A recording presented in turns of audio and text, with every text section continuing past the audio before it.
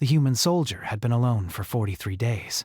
The moon had no real name, only a number in old star charts that nobody used anymore. It was a quiet place, covered in gray dust and broken metal from ships that had failed long ago.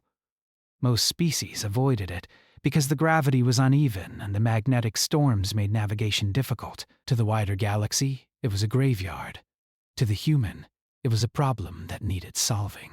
His ship rested on one side of a shallow crater, tilted like a wounded animal that refused to lie down.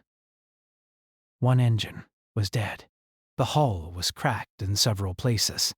Power systems flickered on and off without warning. Any modern spacefaring race would have marked the ship as lost and called for extraction. But humans were not known for giving up simply because something was labeled impossible. The soldier moved slowly across the hull, boots crunching against dust and rust. His suit was old, patched in more places than he could remember. He carried a toolkit that had been rebuilt almost as many times as the ship itself. None of it looked impressive. None of it was advanced. But it worked. He paused near the broken engine housing and wiped sweat from his forehead. The moon's thin atmosphere did little to carry away heat, and the work was exhausting. Still, his face showed calm focus instead of frustration. He studied the damage carefully, not with anger, but with patience. "This can be fixed," he said quietly to himself. He had said the same words every day since the crash. The ship was human-made, which already made it strange by galactic standards. It was modular, ugly, and inefficient on paper. Other species preferred smooth designs, perfectly balanced systems, and ships that never needed hands-on repair. Human ships were different. They were built to be opened, changed, and argued with. The soldier removed a damaged panel and set it aside. Sparks flickered as he rerouted power from a secondary system that should not have been able to support an engine. He used a piece of scavenged alloy taken from a wreck nearby, cutting and shaping it with tools that were never meant for precision work. The galaxy believed repairs required factories. Humans believed repairs required effort. High above the moon, hidden behind sensor-masking debris, an automated observation satellite adjusted its focus. It had been inactive for centuries, left behind by an alien civilization that once studied dangerous regions of space. The satellite's systems slowly woke, confused by the energy readings coming from below. According to its data, the ship should not be functional. According to its calculations, the species performing the repairs should not survive in these conditions. Yet the human continued. The satellite began recording. Down on the surface, the soldier climbed down from the hull and entered the ship through an exposed maintenance hatch. Inside, the ship was cramped and dim. Loose wires hung from the ceiling. Panels were open everywhere. The place looked more like a workshop than a spacecraft. He sat in the pilot's chair and ran another diagnostic. Multiple warnings appeared. He ignored most of them. "What matters is lift," he muttered. "And control." Life support hummed steadily. That alone felt like a victory. He remembered the moment of failure weeks ago, when the ship had shuddered violently and alarms had filled the cockpit. He could have ejected. He could have called for rescue. But human rescue ships were far away, and he knew the truth before the computer finished its warning. Nobody was coming soon, so he stayed. Every day followed the same pattern. Repair, test, fail. Adjust, try again. Sometimes progress was measured in centimeters or seconds of stable power. Sometimes it felt like nothing had changed at all. Still, he worked. He talked to the ship as if it could hear him. He named broken parts like old enemies and stubborn friends. When something finally held together, he smiled like he had just won an argument. What he did not know was that every successful adjustment sent new data into the satellite's ancient memory banks. The system flagged the behavior as unusual, then rare, then statistically impossible. The satellite transmitted a compressed signal across the stars, far away in a bright and carefully controlled system. The signal was received. The alien princess stood in a chamber filled with soft light and floating data displays. Her species valued harmony and beauty above all things. Everything around her was designed with smooth curves and perfect symmetry. Even the air carried a faint, pleasant scent, engineered to calm the mind. She watched the recording in silence. On the display, the human soldier crawled across the damaged ship, covered in dust, clearly exhausted. His movements were inefficient. His tools were crude. His ship was misshapen and scarred. By her culture's standards, it was all wrong. And yet, the ship's power readings rose. The engine stabilized. The human smiled. The princess tilted her head slightly, studying him more closely. Humans were not considered attractive by her people. Their faces were uneven. Their skin lacked natural patterning. Their movements were unpredictable. Most dismissed them as biologically awkward. But the data did not lie. He was alone, unsupported, and working with broken technology in a hostile environment. And still, he refused to stop. There was no visible panic, no surrender response, only steady effort. One of her advisors spoke softly. "It is likely coincidence, Your Radiance." "The ship may fail again." "Perhaps," the princess replied. Her voice was calm, thoughtful. "But observe his behavior. He does not act as one who expects failure." The display showed the human resting against the hull, drinking from a container, staring at the stars above. There was tiredness in his eyes, but also determination. "He repairs instead of replaces," she said. "He adapts instead of retreats." Her species chose mates based on survival traits: strength, efficiency, genetic stability. Emotions were considered secondary. Yet as she watched the human return to work after only a brief rest, something unfamiliar stirred in her thoughts. Curiosity. Back on the moon, the soldier completed another adjustment and stepped back. The engine casing vibrated, then steadied. The sound it made was rough, but consistent. He laughed softly, shaking his head. "You're stubborn," he told the ship. "Guess that makes two of us." He did not notice the faint glimmer of light far above, or the fact that his actions were now being discussed in royal chambers light years away. All he knew was that the ship was closer to flying than it had been yesterday.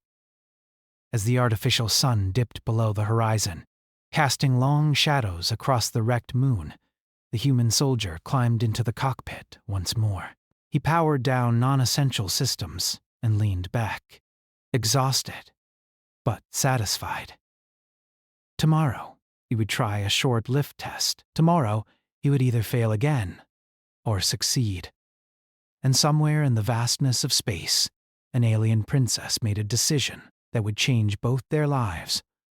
All because one human refused to accept that something broken was beyond repair. The alien princess did not sleep after watching the recording. Sleep, for her species, was a carefully timed biological process, guided by soft lights and chemical signals. It was meant to keep the mind clear and the body perfect. That cycle passed unused as she remained in the observation chamber, replaying the same moments again and again. The human soldier tightening a bolt with hands that trembled from exhaustion. The pause before he tested a system, as if he were listening to the ship. The quiet smile when something finally worked. None of it fit into the models her people used to judge other species. She dismissed the advisors and reduced the chamber lights. Alone, she allowed herself to focus fully on the data. The satellite's analysis scrolled beside the video feed, full of warnings and contradictions. Environmental stress levels were listed as lethal. Tool efficiency was marked as insufficient. Probability of success remained close to zero, and yet the ship continued to improve. "This should not be possible," she said softly. Her species had evolved in stable environments. They built beautiful things, but fragile ones. When systems failed, they replaced them. When conditions worsened, they relocated. Survival, to them, meant avoiding damage. The human soldier survived by accepting damage and working anyway. She opened the cultural database on humans. It was outdated and thin, compiled mostly from secondhand reports and trade encounters. Humans were described as loud, emotionally driven, and physically unrefined. They were classified as mid-level engineers, unreliable diplomats, and poor long-term planners. The princess frowned slightly. "These records are incomplete," she said to herself. She ordered a deeper scan of archived encounters. Stories emerged. Human crews keeping ships operational far past design limits. Colonies surviving in harsh conditions by sharing resources and improvising solutions. Humans forming bonds not because it was efficient, but because it mattered to them. She noticed a pattern. Humans did not wait for permission to endure.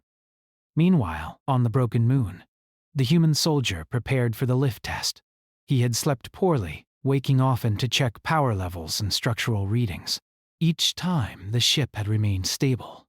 That alone felt unreal. He moved carefully now, aware that one mistake could undo weeks of work. He ran through the checklist slowly. Controls responded, with a slight delay. But they responded. The engine temperature climbed higher than recommended, then leveled off. He adjusted cooling vents manually, using a lever he had welded into place 2 days earlier. "Easy," he murmured. "Just a little push." He activated low thrust mode. The ship vibrated. Dust lifted from the ground. For a moment, nothing else happened. Then, the ship rose, only a meter at first, hovering unevenly, like it was unsure whether it belonged in the air. The soldier held his breath, hands steady on the controls. He felt every tremor through the frame. The ship stayed up. A laugh escaped him before he could stop it. It was short and tired, but full of relief. He held the hover for 10 seconds, then carefully lowered the ship back into the crater. When the landing struts touched the ground, he shut down the engine and leaned forward, resting his forehead against the console. "It flies," he whispered. The satellite recorded everything. Across the stars, the princess stood straighter as the data updated. Power output stable. Structural integrity within acceptable margins. Lift capability confirmed. One of her advisors returned, unable to hide their concern. "Your radiance. This individual may attract attention." Other factions monitor salvage zones. "I am aware," the princess replied. "Then perhaps we should destroy the satellite and end observation," the advisor suggested carefully. "Humans are unpredictable," the princess shook her head. "We will not interfere. Not yet." She watched the human exit the ship, arms raised briefly toward the sky, then drop as exhaustion caught up with him. He sat on the ground beside the hull, back against warm metal, breathing slowly. "He does not celebrate for long," she noted. "He rests only enough to continue." Her advisor hesitated. "Why does this interest you so deeply, Your Radiance?" The princess considered the question longer than expected. "Because," she said at last, "he represents a trait we lack." "What trait is that?" "Persistence without certainty." The words surprised even her. Her species planned everything. They chose mates based on predicted outcomes. They avoided risk. But the human soldier worked without guarantees, driven by something beyond logic. The idea was unsettling. And fascinating. She authorized a controlled signal to be prepared, one that could be sent when the time was right. Not a demand, not a command, an invitation. Back on the moon, the human soldier spent the next 2 days reinforcing the landing struts and recalibrating navigation controls. The ship could lift, but sustained flight was still dangerous. He needed stability more than speed. He worked with renewed energy now. Hope did that to humans. During a routine systems check, a new alert appeared. It was not one he recognized. The signal was weak, buried beneath static, but clearly artificial. He frowned. "That's new." He traced the signal source. It was not local. It was coming from far beyond the moon, carried on frequencies his ship barely supported. He boosted the receiver and cleaned the signal as best he could. A pattern emerged, structured. Intentional. Someone's out there, he said quietly. He hesitated before responding. Human protocol advised caution, but also openness. He sent a simple return signal, little more than a greeting and a confirmation of reception. He waited. Hours passed with no reply. Then, as he was sealing a hole crack near the cargo bay, his suit's comm system chimed. The signal was clearer now, translated automatically, though imperfectly. Human engineer, we observe your work. We request dialogue. The soldier froze. Engineer? He glanced around the empty moon, heart pounding. Okay, he said slowly, speaking aloud even though he knew the system would transmit text. You've got my attention. You repair what others abandon. This behavior is noted. He swallowed. Who am I talking to? There was a pause, longer this time. I am a representative of a royal house, the message read. No hostility is intended, the soldier exhaled. Royal usually meant complicated. I'm just trying to get home, he replied. I'm not looking for trouble. We understand, came the answer. Your actions suggest rare adaptability. Our princess wishes to learn more. The word princess made him blink. Well, he said, rubbing the back of his neck. This is a first. He considered shutting down communication. Staying hidden had advantages. But humans were curious, and he had survived this long by talking his way through problems as often as fixing them. All right, he sent back. We can talk, but I don't make deals I don't understand. There was a sense of approval in the next transmission. That aligns with our observations? Far away, the princess allowed herself a small, controlled smile. Contact had been made, not through force or display, but through recognition of effort. She watched the live feed now, seeing the human stand beside his battered ship, unaware of how closely he was being studied. Her advisors murmured behind her, uncertain and uneasy. She did not silence them. For the first time in her carefully ordered life, she felt anticipation instead of certainty. And on a forgotten moon, a human soldier wiped dust from his hands, unaware that repairing his ship had already carried him far beyond survival, and into the attention of someone who saw strength where others saw only flaws. The communication channels stayed open. After the first exchange, quiet but alive, like a held breath, the human soldier did not rush to speak again. He had learned long ago that silence could be useful. It gave him time to think, and it told the other side that he was not desperate. He sat on the edge of the ship's ramp, boots dangling above the dust, eyes fixed on the stars. The moon was still and empty, just as it had been for weeks, yet it no longer felt truly lonely. Somewhere out there, someone was watching him with interest instead of indifference. Inside a distant command chamber, the alien princess observed the live feed carefully. The human's posture was relaxed, but his eyes were alert. He did not pace or show fear. He waited. He is cautious, one advisor noted. He is respectful, the princess replied. He does not assume authority, but he does not surrender it either. She instructed the translators to refine their output. Human language was inefficient, filled with emotional markers and flexible meanings. Still, it carried something her own language often lacked: intent. She sent another message. We will speak plainly. You are not in danger. No claim is made on your ship or your person. The human read the words twice before answering. Good, he replied. Because I wouldn't agree to that. A faint ripple of surprise passed through the advisors. The princess felt something close to amusement. Understood, she sent back. Your refusal is acknowledged. The human tilted his head slightly as if trying to picture the being on the other end.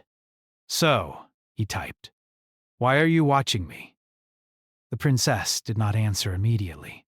She chose her words with care. "Your behavior contradicts our models," she said at last. "We study contradictions." The human let out a small breath, half a laugh. "Yeah, that sounds like us." He stood and walked along the hull, running a hand over a rough patch he had welded earlier. "Look, I'm not doing anything special. I just fix what I can with what I have." "That is what makes it special," the princess replied. She leaned closer to the display as the human paused, considering the words. "Where I'm from," he said slowly, "if you wait for perfect tools or perfect conditions, nothing ever gets done." The translators struggled with the phrasing but delivered the meaning well enough. "We live in it," the human answered. "No offense. None taken," she replied, surprising some of her court. "Your honesty is consistent." The conversation continued in small steps. Questions and answers, each careful, each revealing something new. The princess asked about the ship, about its design, about why it allowed manual overrides that could damage internal balance. "Because systems fail," the human said simply. "And when they do, someone needs to make a decision fast. And if the decision is wrong," she asked, "then you fix that too." The advisors exchanged uneasy looks. To them, this sounded reckless. To the princess, it sounded alive. She shifted the topic gently. "You are a soldier." "Yet you act as an engineer." He shrugged. "On a human ship, everyone's an engineer when things go bad." This answer stayed with her. In her society, roles were strict. A soldier fought, an engineer built, a ruler decided.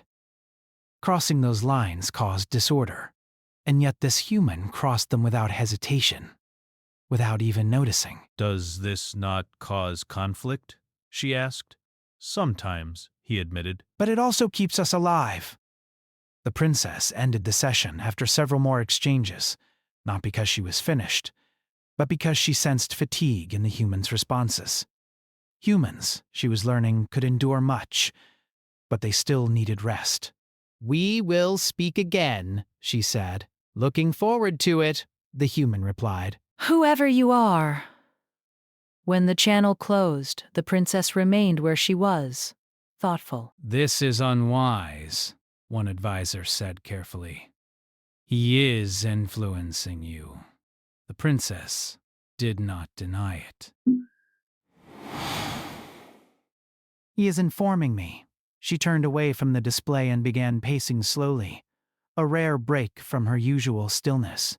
Her mind replayed the conversation, not the words, but the tone, the balance between caution and confidence, the lack of submission, yet absence of threat. "He treats dialogue as cooperation," she said, "not dominance." "That is not how alliances work," another advisor warned. "It may be how the strongest ones begin," she replied. On the moon, the human soldier lay on his bunk, hands folded behind his head, staring at the low ceiling. The ship hummed softly around him. For the first time since the crash, he did not feel entirely alone. "Royal house," he muttered. "Princess." He shook his head, a smile tugging at his lips. Figures. He wondered what she looked like. He wondered what she wanted. Mostly, he wondered why she cared. Sleep came slowly, but when it did, it was deeper than it had been in weeks. The next communication arrived the following day, while he was recalibrating the navigation array. This time, the signal included a visual component. He hesitated before accepting it. Then he shrugged. "Why not?" The image resolved into a figure unlike any he had seen before. The alien princess stood tall, her form elegant but unfamiliar. Her skin bore natural patterns that shifted subtly with the light. Her eyes were large, reflective, and focused directly toward him. By human standards, she might have seemed strange, even unsettling. By her people's standards, she was perfect. The human did not react immediately. He simply studied her, the way he studied damaged machinery, not judging, just learning. "You're real," he said at last. Yes, she replied. As are you. He scratched his chin. Guess that answers that. She noticed his lack of visible shock. Most species reacted strongly to first visual contact. Humans, it seemed, adjusted quickly. You are not disturbed, she observed. I've seen weirder, he said honestly. No offense. Again, none was taken. The princess inclined her head slightly. I will speak plainly again. My interest in you is not solely academic. The human's eyebrows rose. Okay, that's usually where things get complicated. In my culture, she continued, we select mates based on traits that strengthen our future generations. He froze. Mates, he repeated slowly. Yes. The word hung between them, heavy but not threatening. The human did not panic. He did not laugh. He did not shut down the channel. He took a long breath. I think, he said carefully, we might be talking past each other. Explain, she requested. To humans, he said. Choosing a partner isn't a strategic decision made by a government or a royal house. It's personal. It's about choice. Mutual choice.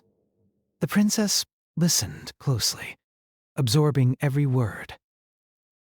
And if the choice is beneficial to both, she asked, then it can work, he replied. But it can't be forced, and it can't be treated like a contract for genetics. The advisors reacted immediately, voices overlapping in protest. The princess raised a hand, silencing them. You refuse, she said to the human. I don't refuse you, he corrected gently. I refuse the idea that I'm something to be selected without my understanding. This answer struck her deeply. No one had ever spoken to her that way. Not with disrespect, but with boundaries. I see, she said slowly. She studied him again, not as a subject, but as an equal mind. Then let us begin with understanding. I can do that, he said. I'm good at learning on the job. A faint change passed through her patterns, something like warmth. Then we will speak as individuals, she said, not as symbols. The call ended shortly after. The human soldier sat back in his chair, heart beating faster now.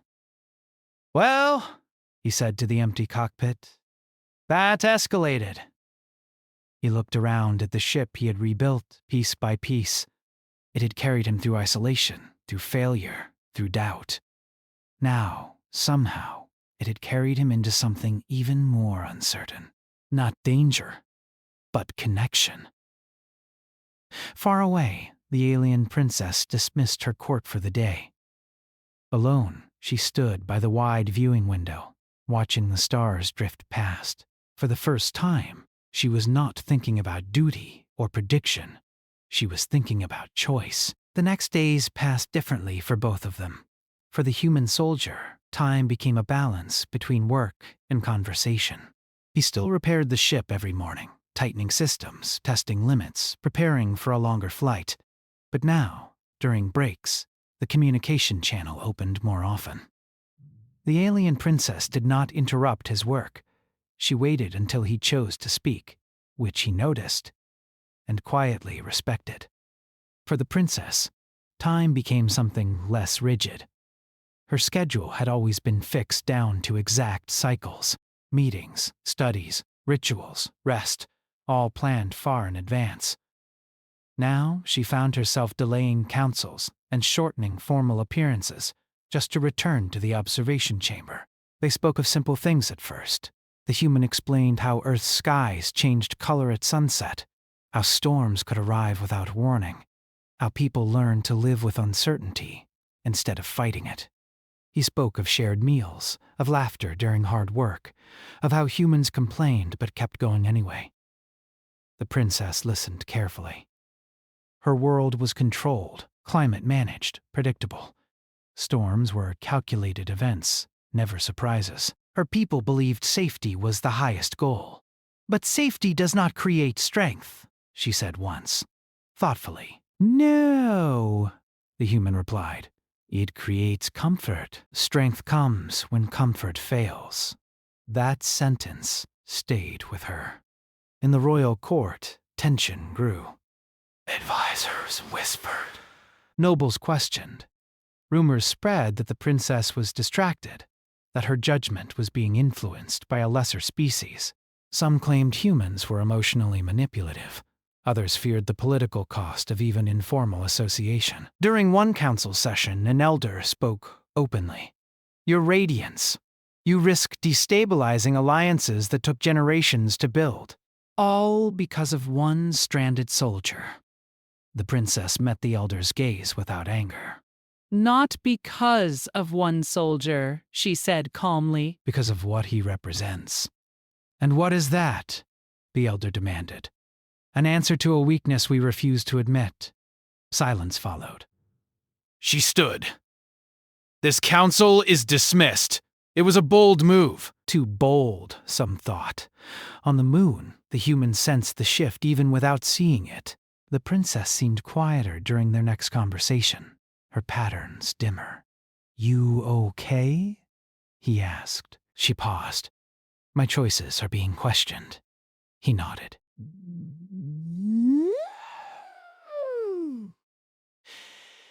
Yeah. That happens when you stop doing what people expect. You speak as if you have experience, she observed. He smiled faintly. Every time I fixed something someone told me to replace. She looked at him for a long moment. Do you regret it? Never, he said. Regret comes from not trying. That answer steadied her. The next subject they approached was more difficult. You said earlier, the princess began carefully, that partnership among humans is based on mutual choice. Yeah, he replied. Trust, respect, shared direction. And emotional connection? She asked. He hesitated, then nodded. That too. Her species viewed emotion as a byproduct, not a foundation. Emotions were managed, moderated, controlled. Yet the more she learned about humans, the clearer it became that emotion was not a weakness. It was fuel. When humans form bonds, she asked, do they always last? He chuckled softly. No. Nothing always lasts. Then why do it? She asked. Because even temporary bonds change who you are, he said.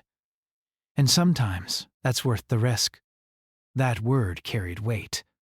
Later that day, the princess made a decision that would ripple across her civilization. She ordered the preparation of a cultural exchange proposal, not a mating contract. Not a political alliance, a mutual learning accord, one that would allow limited human presence within her system under her protection. It was unprecedented. Her advisors reacted strongly.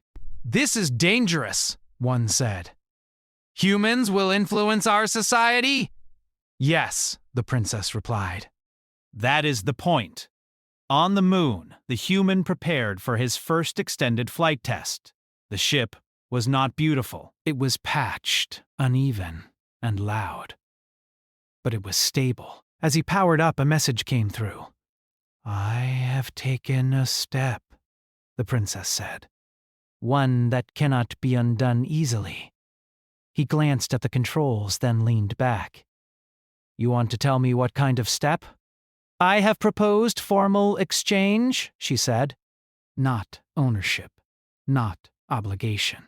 Choice, he exhaled slowly. That's big. Yes, she agreed. And it will be challenged. He considered this. You know humans aren't exactly subtle. I am learning that. He smiled. Still, It means something that you're willing to take heat for an idea, for an individual, she corrected. That made him pause. He finished the flight test successfully, lifting off and circling the crater before landing again. When the ship touched down safely, he felt something shift inside him. Not just relief, but direction. That night, as stars filled the sky, he spoke more honestly than before. "You know," he said, "where I come from, people would say this is crazy. A soldier talking to an alien princess about culture and choice. And yet you continue," she said. "Because," he admitted, "you listen." The simplicity of that statement struck her deeply. Listening was considered passive in her society, secondary. But through him, she was learning that listening could be an act of courage.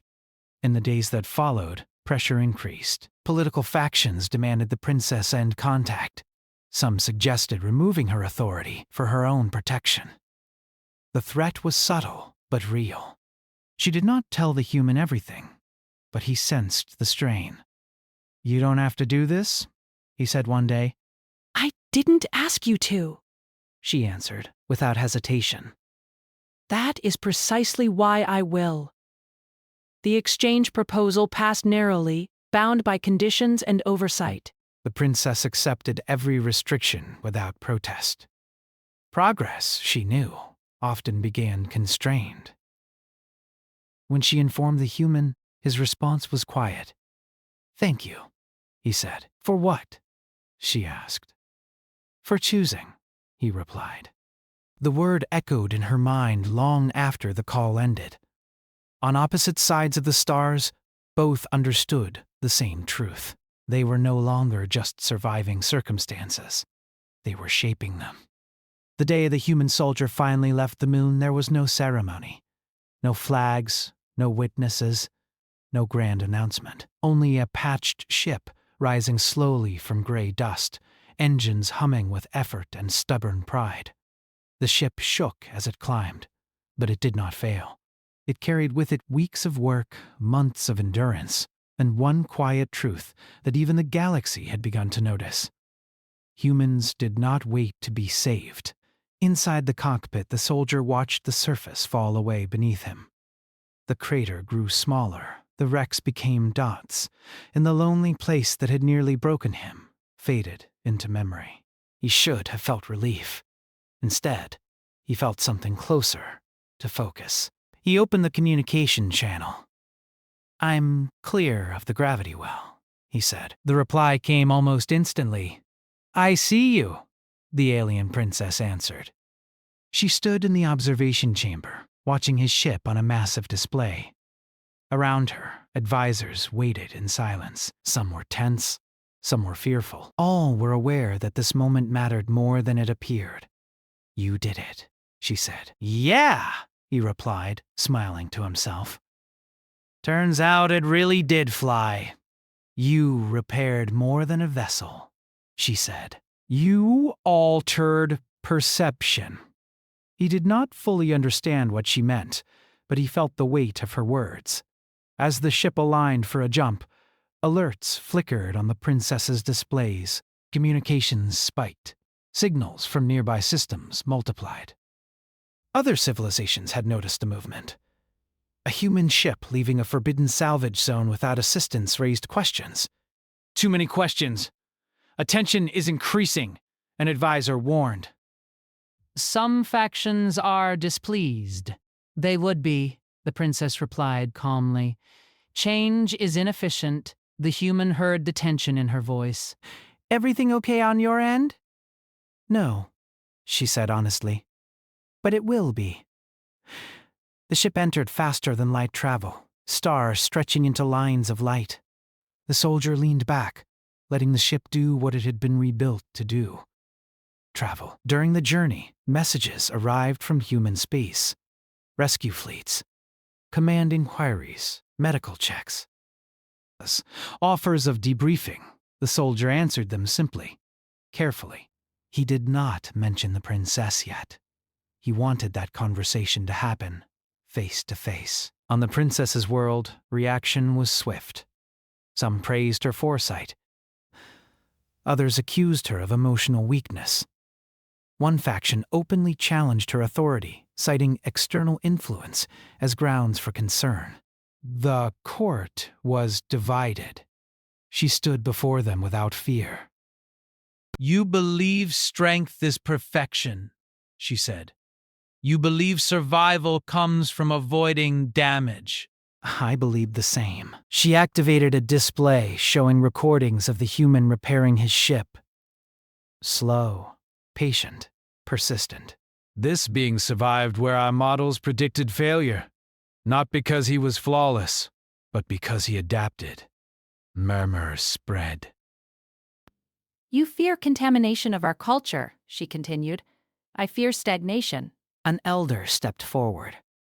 "You would risk everything on one species?" She met the elder's gaze. "No." I would risk it on an idea that survival is not about remaining untouched. It is about continuing despite being changed. Silence followed. The vote that followed did not grant full approval. It granted tolerance, observation, time. It was enough. When the human ship emerged near the edge of her system, escort vessels approached cautiously. They did not lock weapons. They did not issue commands. They waited. The soldier followed protocol, transmitting identification and intent. His ship, scarred and mismatched, looked nothing like the sleek vessels around it.